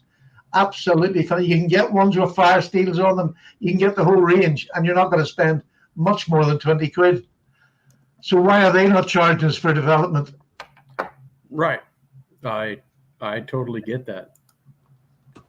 Yeah, I've been looking around for fixed blade knife as well, but once you get to the price, it's just like, what am I missing with this? I mean, I know there's stuff that I'm missing with this, but for what I'm using it for, I don't know if I can justify. I have an old Mora Robust that I bought about 15 years ago, and I used it when I was bushcraft, and I beat the living snot out of that knife, and it's still working absolutely perfect today. And it was about £16 at the time. Just that's value for money. Worst case scenario, you can buy one of those Victorinox, the little card knives where you put all the little tools inside the card, and then you can just tape it to a Mora, and then it's the same. Yeah. Exactly the same. So we did have a question, a musical question there for you, Brenny. Gadget Gadget gas. For me to say, right? Yeah. He said he dabbled in the saxophone, alto, and tenor for 2 years, between 16 to 18 years, looking into getting back into music. So what harp would you recommend for a beginner? Yeah, saxophone. I love tenor sax. I played that many years of my life as well. But I definitely recommend getting, I would say get a Hohner harmonica, a diatonic, which has 10 holes, and get it in the key of C. Because almost every YouTube tutorial video that you watch, they'll demonstrate it on the key of C.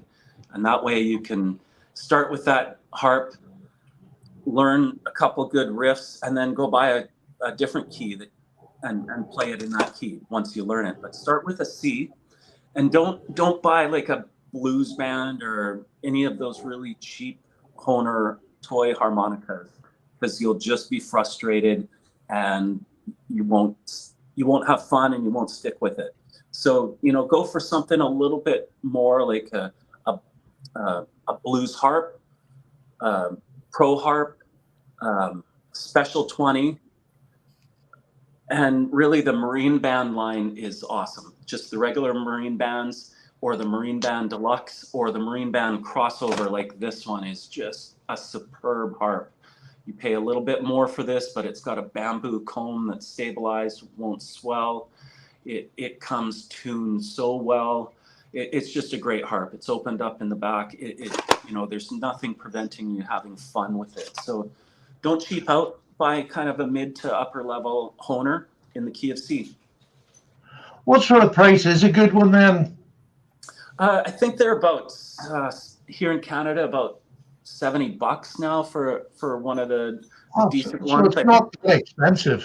No, I think my crossover was just over $100, and I mean, really, if you were going to play in a band, you would need probably 10 of these in different keys to be able to do it.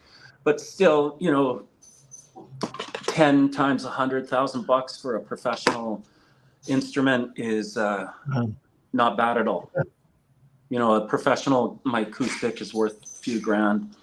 My Gibsons, I don't even know what they're worth anymore. But so you can buy one harp for $100. Yep.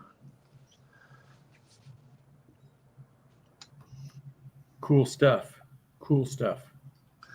Recently, my wife and I, as I was kind of coming to grips with my PTSD, we consolidated our finances quite a bit, and we were able to pay off the mortgage on the house we're living in, which is awesome. And I purchased this knife as a celebration. It's a Benchmade mini bug out in carbon fiber, S90B. And this is my first Benchmade. It's probably going to be my only Benchmade. I don't even know what this cost. I have conveniently put it out of my head, but just a great little knife. And this is really the only knife that I just use on special occasions, basically. And that'll change.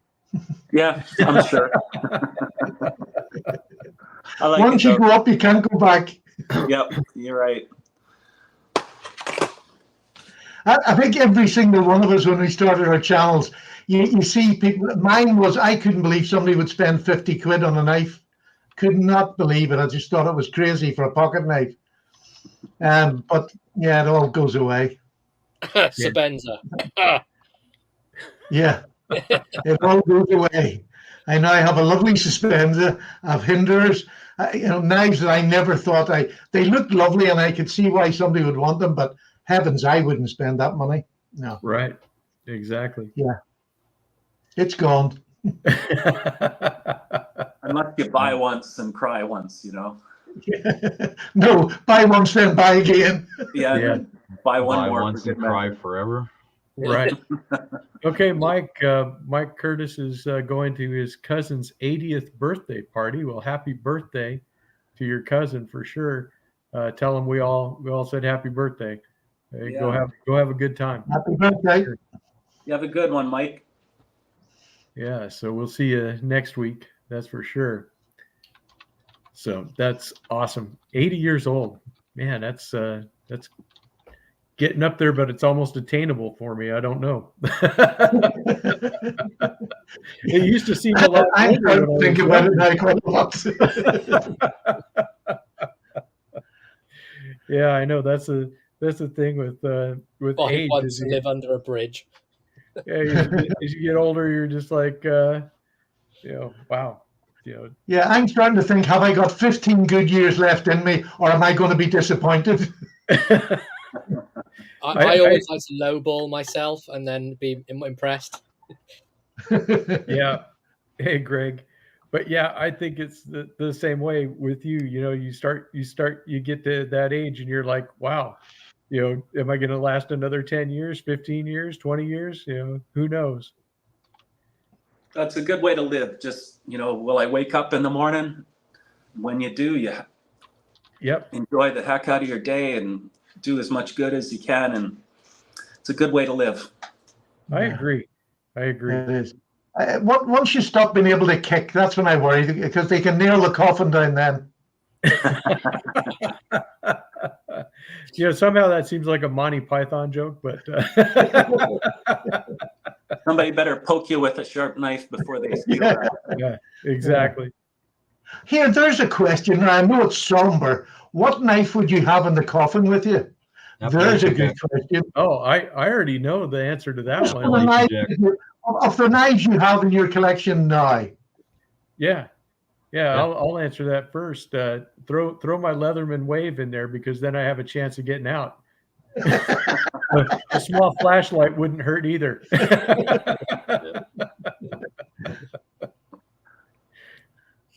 Yeah, I was going to say the Appalachian Jack has got the pry tool on the back.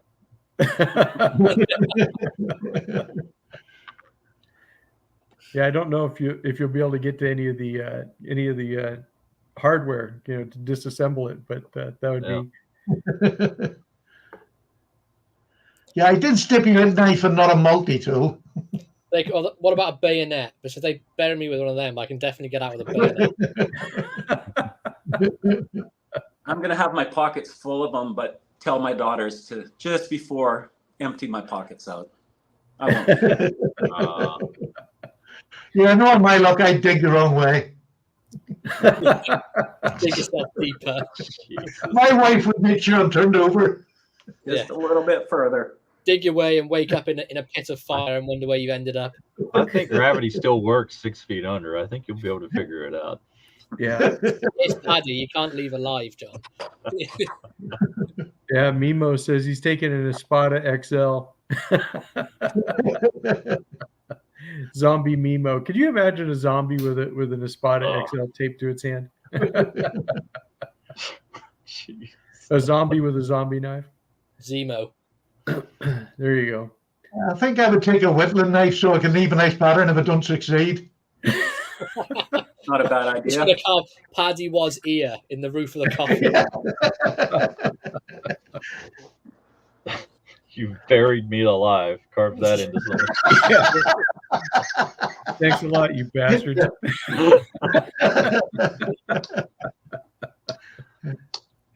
Burn my body and scatter my ashes for Zen. Okay. There we go. Yeah. Happily, that's where I'm going in the sea.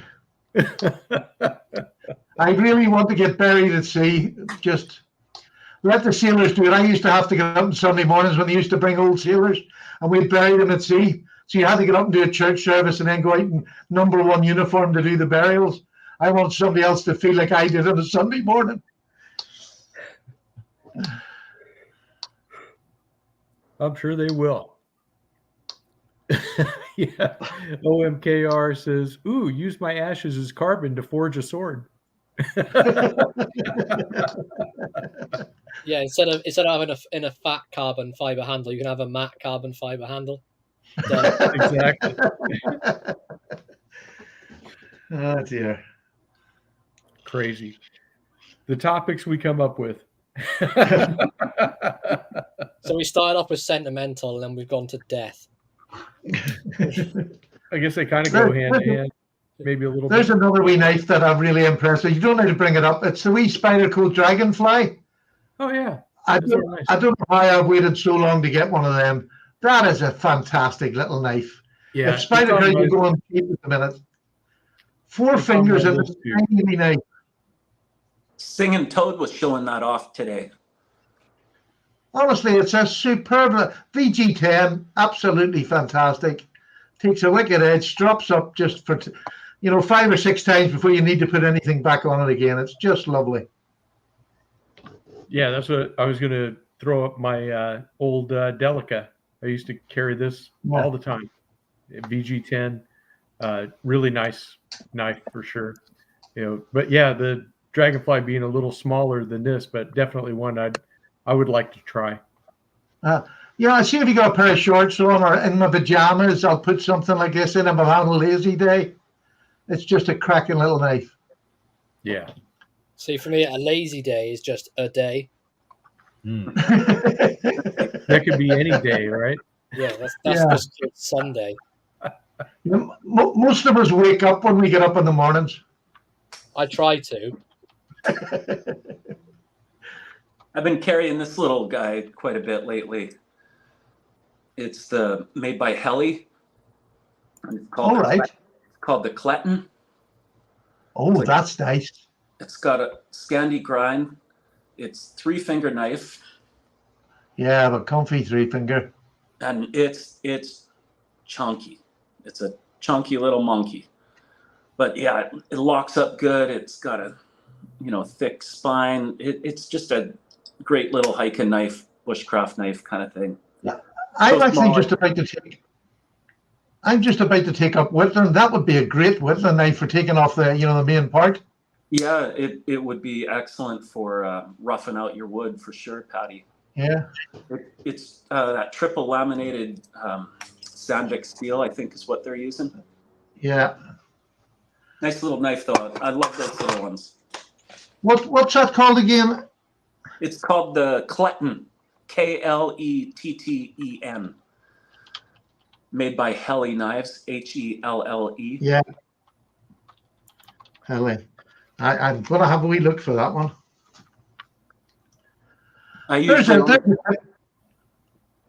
Go ahead. I was just going to answer that question. I usually carry one knife, maybe two. If I need my work knife, I'll throw that in with my my Saunter or my Ohio River Jack, one of those two. I used to be 2, but now I'm 3. It depends if I go out and need keys, because on my car keys I've got a classic SD. On my house keys I've got a mini Champ, and then in my pocket I'll have a slip joint and a sack. So technically 4. Make that 4 of them going out. Yeah, I usually carry 3. If I usually have a SD or a Rambler on my keys, and then I'll carry the Peanut, and then I'll have a Trapper or the Stockman in a belt pouch. I always forget about the SD. Yeah, it's always there. Yeah, exactly. They're always there. Recently, I got one of these too. You guys probably don't have one of these. It's a little mini 4-hole harmonica that just hangs from my keychain. It's almost useless, but it can be fun. Just in case you just have to break out a harmonica somewhere. Exactly. I think I needed an extra $4 to get over $100 to get free shipping on something. And right. Exactly. That's where you get harmonica. Yeah, if somebody could make one that sort of slid sideways and went flat, that would be perfect, and then slip it up again with a lock.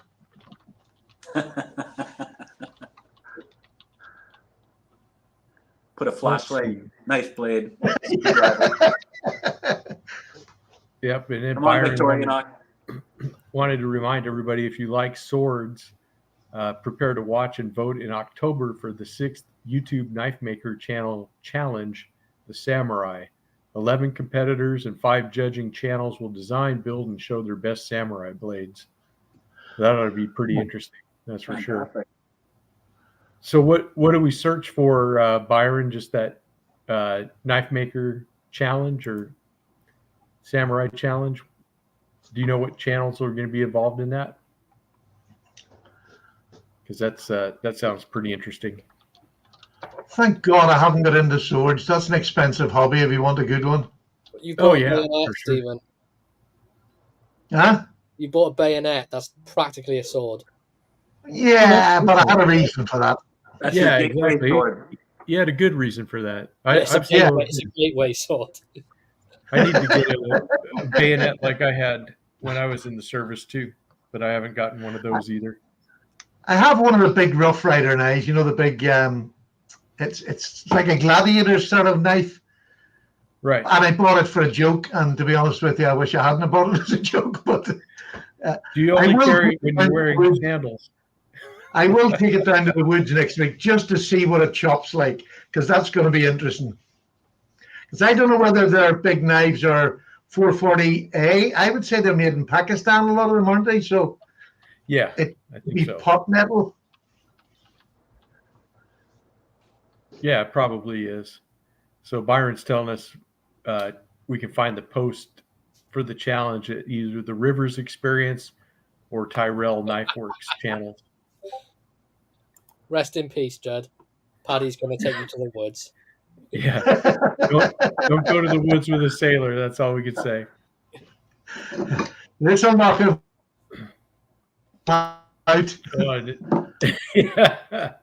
And Terry Thias says, if only one knife, what would it be? That's such a horrible question, because why would you only want one? You know, What kind of world are we living in, Terry? One. Exactly. One knife, 112, and that's it. I'd probably have to join with you on that. Yeah, I think I will have to go with. It could be either or. It could be this 112 either as well. I mean, it doesn't have to be the original one. It could be one or. I'm going to put them. Fake I accent. think it would be. Lives in Florida. I don't understand this comment, Mr. Pocketful of Steel. We always welcome new folks in. Not nice live etiquette. Okay. Oh, What's etiquette? I don't have that. I don't know, but yeah, I would say I don't understand where he got that from, but okay. Yeah. Maybe if you start watching from the beginning of a show. Maybe. That's for sure. Yeah. So yeah. I thought we were doing a good job keeping up with everything, but maybe not. You are, and you always do every week. Oh, thank you, sir. I appreciate that. Let's see. It's me. Marshall says the Case Sodbuster Jr. for him. good choice. Yeah, that is a good one. Yeah, I'm with you 1 minute. I don't see where that pocket guy came in either. But yeah, I think what do you got there? I think it's a large body. Oh yeah, the large Saudis are nice. I don't have one. I have all of mine are the Sodbuster Junior size. Yeah, I haven't got a large one either. I like the junior size. Yeah, I think this is a little big to really get much time in my pocket, but good, capable work knife, that's for sure. For sure. Hey, Tony. Glad you could make it. I was talking to him in some comments. He said he was not sure if he was going to make the live, but I'm glad he did. Yep. So what's next? One knife to rule them all? Gosh, I don't know. I guess I'll just stick with a trapper. It's been working for me, so why not? If it ain't broke, I'm don't. going to turn in with the GEC 71. Oh, that's same thing as the Case Sodbuster. But yeah, absolutely love this knife. Well used knife. This. From steak to woodworking, anything, it just does a lot. Yeah. It's got one of them blade shapes. It just does everything. It's got belly. It's got protection. It's got a tip to pierce. It's got the curve at the end. The other thing, I'm doing it quite a lot. This is a belt carry, and with the little pull in it, it's completely covered, but it's so easy to pull out and put back in again. Love that on my belt. Yeah. And again, it's not heavy. I think people tend to think knives have to be heavy to put in your belt. I think that's just handy because if you're working or you're doing something, it's so easy just to get it out. Exactly. You don't have to fight with your keys or anything else. Put it back in again, simple. Right. Yeah. Just makes it very handy. And, really, when we talk about, one knife, we've all been throughout our knife career from, when we were teenagers, in our working experiences, we've all tried different knives of different sizes, from the small to the medium to the large, and then back again, multi-bladed, single-bladed. really any of the knives I have would do me fine for, if I could only have one. If they just said, here you go, this is the one you have, and they just blindly picked it out of my collection, I'd be like, okay, My first thought when somebody says only one knife is one that has to be easy to sharpen. Yeah. And that would be my first. It doesn't matter what the steel is, as long as it can sharpen and take an edge, then that would have to be the most important thing. Well, yeah, imagine being stuck in the middle of nowhere with blunt Maxima or whatever it's No. called, Maxima. No chance. Yeah. I just got that Maxima knife, and honest to God, it is a beast of a knife. It is such a cutter. Really, really rugged. But I haven't used it on wood yet, so that's going down to the woods next week, and we'll see what it's like. Just trying to cut a bit of wood and see whether I'm not sure whether Maxima's. I don't think Maxima's so much tough. Yeah. All right, Byron's going to go, so take it easy, my friend. Thank you for being here. Yes, Maddie, you're right. Someone's coming. We better start saying hello. Zen says a Rat 1 and he's done. That's all he needs. Well, that's a good choice, though. The Rat 1, that is a good choice. So can't argue with that one. Gus is going with the Dragonfly because Tobias swears by it. Is that a Rat 1 you have there, John? Yes. Yeah, let's here, we'll bring you up. You can show that off real quick. There you go. D2 or Oz 8? Oz 8. Yeah, I've got the Oz 8 one and I love it. Yeah, those are good knives for sure. Yep. Never had a problem with it. No. The only time I've ever heard anybody say anything about a Rat 1 is that they prefer carrying the Rat 2 because it's a little smaller, I think. Yeah, it's a large knife. I prefer the Ganzo Rat 1, but it's got the axis lock on it. That is an absolute super. 440C, easy to sharpen. This one was done by a subscriber, put all the Shamrocks all over it, and my initials on it for me, and this is just lovely, and a lovely lanyard. Oh, that's nice.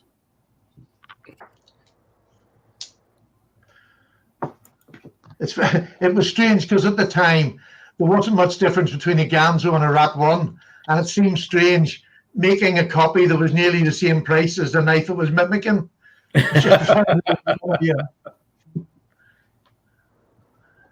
Yeah, Zen is saying the Oz 8 models are cheaper and easier to sharpen. Yeah. Oh, I'm sorry about that, Jerome. He had his computer froze up on him. That's the worst. I hate computer problems. I know because I have to deal with them every day.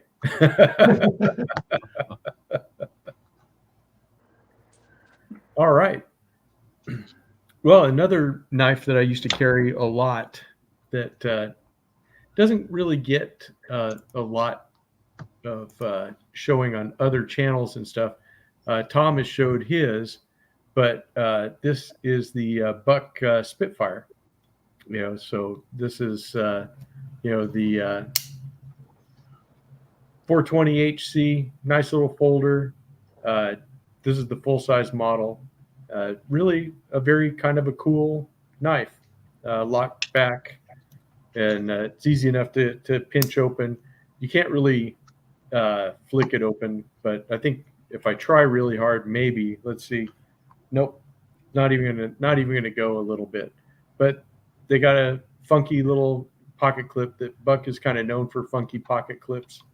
But it does have the green spacer in the middle. So each color of the handles had a different color spacer. So a lot of people like the mini Spitfire, but the full-size one is pretty good. That's the 722 from Buck. That's Buck's version of the Delica. Is it around that same size? Yeah.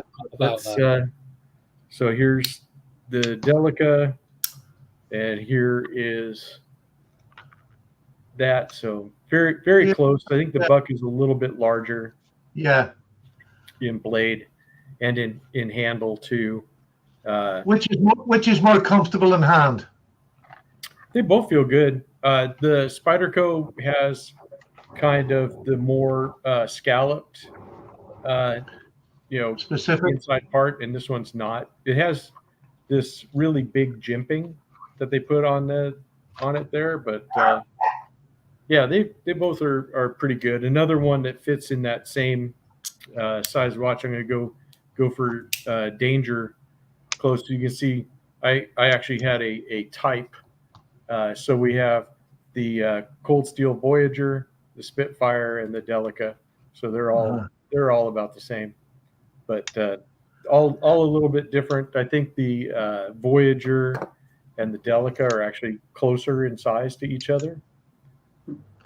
So I have to say, I'm one of those people, 2.5 inches to 3.25 inches for an EDC knife. A main carry, that would be my size, is perfect.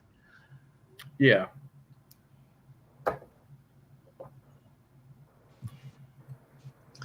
Can I just show a knife Compare again with widescreen? Okay. Zen wants to see it all in widescreen, so here we go. Good idea. All right. So now that I put them all away, but they're just right here. Okay. So here you go. Here is a Delica versus the Spitfire. Let me kind of move my fingers so that's a little better. There you go. So you can kind of see the Delica has a scalloped part of the handle for your hand. So you get this little bump here, and then it flattens out here, which is a nice place for your little finger to grab onto, where the Spitfire itself does not, but it does have this kind of jimping at the bottom. So it's still real comfortable, but it's not really much of a different shape than, say, like a 110 or a 112, just a lot slimmer. And then with this is the old Voyager. This is the one that has the molded in pocket clip. And so this one also has kind of a scalloped side to it, but you can grab all 4 fingers on it. Of course, this is the Tanto grip. And so these two together kind of go. Here is the Delica versus the Cold Steel Voyager. And of course, the Voyagers are different now. All right, so there we go. Yes, Jeroen, you did miss Heli knives. And yes, there are mini Spitfires as well, Jeroen. Let's see here. Brenny, do you have a Buck Matrix or the 311 Kingsman from Canadian Tire? Singing Toad wants to know. I'm not sure what this is. The 311, is that what you said, RJ? That's what he said. The 311 or the Buck Matrix. I have the 311. I like the blade shape on that. Yeah, I know this knife. I do like it. It's a humble little knife, but the lines are good. I mean, it's pretty small, but it still fits all my fingers. And talk about an easy knife to sharpen, Patty. Hollow grinder, yeah. It doesn't spidey flick really for me, but hey, I don't need a knife to flick really. No, I'm past that. Yeah, it's not my thing really, but yeah, nice little knives. Canadian Tire is one of the only games in town for sure. Yeah. But the more I'm learning about Buck is that they're sort of our version of a Sheffield, traditional knife company, and yet they make modern knives as well. But they are that sort of everybody has an opinion. I mean, to be able to buy something like this, and then, alternately buy something like this, it's probably $20 or something like that, right? Yeah. And they're both great knives. It seems like Buck is kind of nailing it these days. I never thought of myself as a Buck knife guy, but I just showed you these two. I carry the heck out of the 112. and the 55 I carry a ton as well. So I guess I am a buck guy now. Well, with tell me this. Oh, sorry. I was going to say, with Tom not being here, now's the time to talk about buck knives. Yeah, I picked a good day. If I was to buy a buck, I really want to buy one, and I really want to buy one just more because of this channel than anything else, to be honest, because everybody sort of likes buck. Would I buy the Saunter or the one that you had, Brini? What was the one you had in Micarta? It's the 112. Yeah, the 112. Is it the 112 Micarta? Yeah. Which one of them two would you recommend? The Saunter, because it's UK legal. The 112 is a little bigger, and to be honest, this knife gives me the fizz. Like, this is a great knife. I don't have the clip point version that Slippy has, but you know what really intrigues me about this is I've always liked the canoe pattern, but I've never really wanted two blades on it, and this is kind of like a modern canoe shape. Oh, I quite like the clip point, and I like both the bloody ones. Well, I guess you'll have to get both of them then. I just find it ridiculous, the billboarding that's put on these knives. Like, that side's got a ton of writing. This side's got a ton of writing. There's like little stamp here, you know. I don't know. Things like that don't really bother me, I have to say. It's not something that I look at. If it's really gaudy, yes. But I mean, I quite like the frosted ones. You know, if they're going to be knives you're not going to use, I would quite happily collect them. But I should send you this canoe.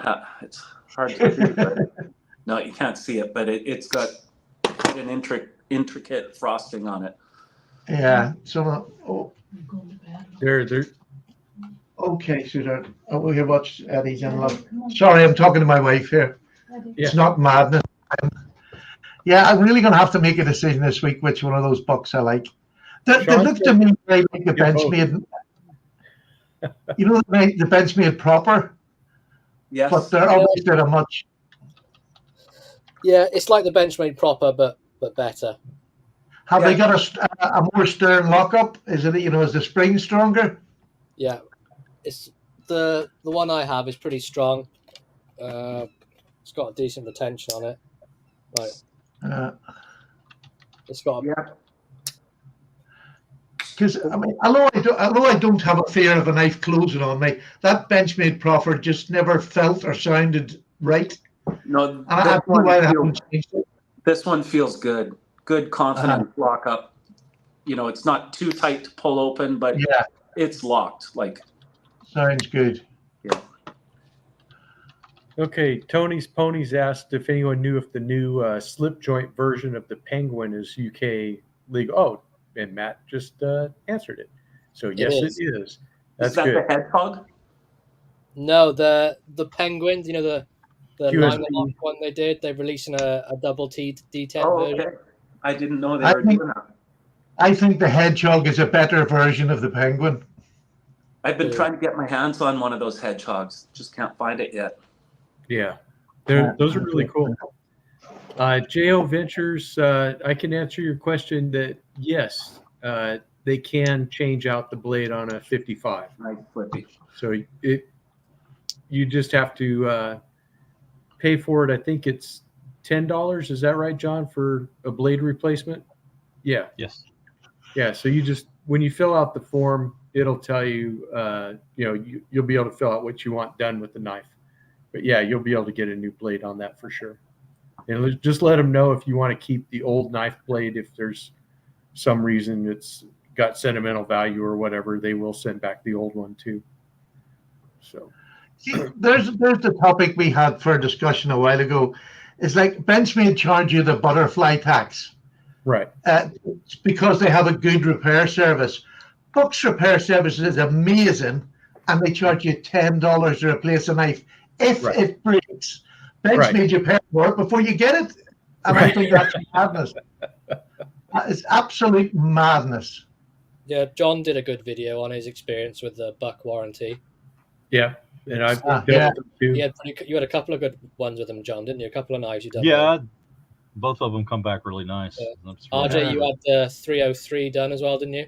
And I had a 303 and the 113 Ranger Skinner. Yeah, Tom also done one for his friend and got his friend to send it back, and that was a fantastic job. Yeah. So absolutely no complaints about it. You send But they it don't in. charge you up front for it. No. Sorry? That's just part of the deal.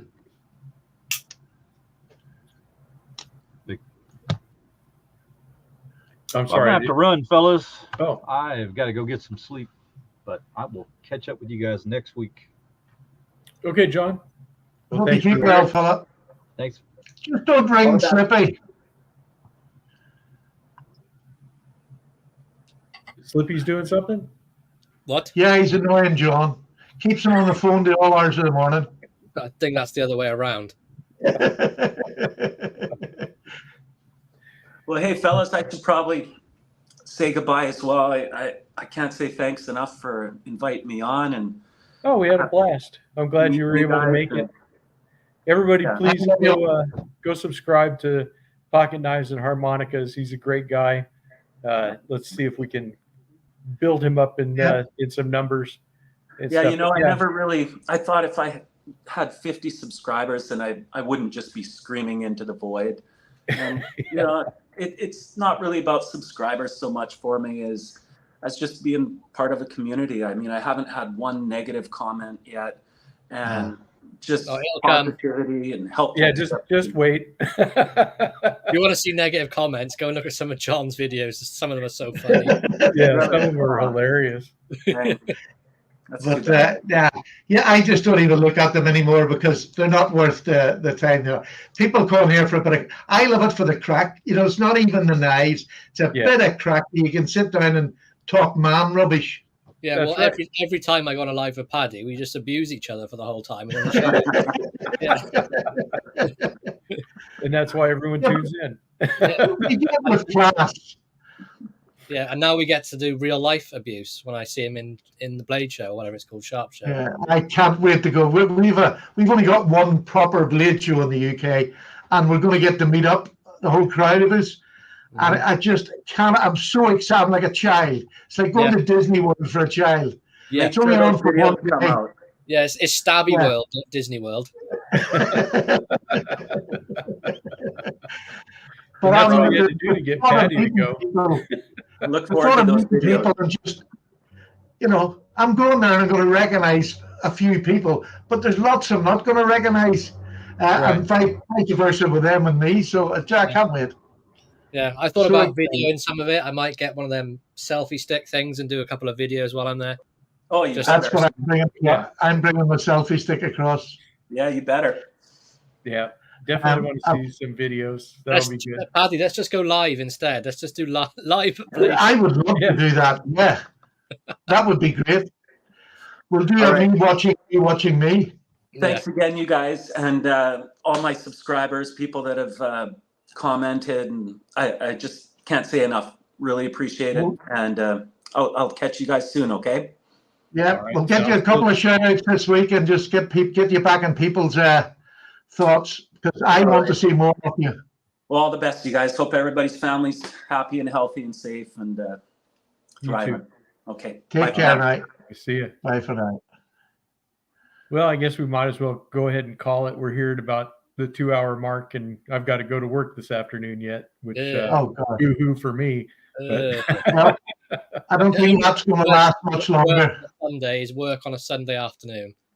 Yeah, well, at least it's new knife money. That's the way I look at it. Yeah, that's why I get out of bed, for the new knife money. That's right. Because you got to do something. Randy WSG. Oh, I can't leave yet. Did you see this comment, Randy? Friendo. How do I turn on the selfie stick? Stroke it and say sweet nothings.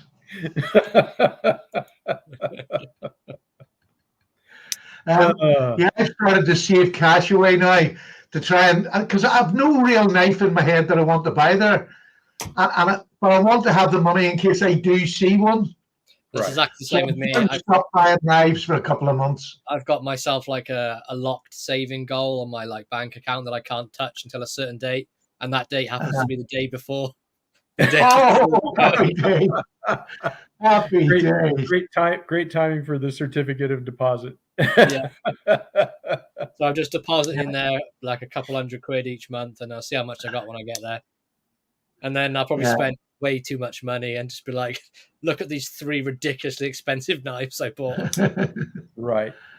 Yeah. No, All my right, mind. guys.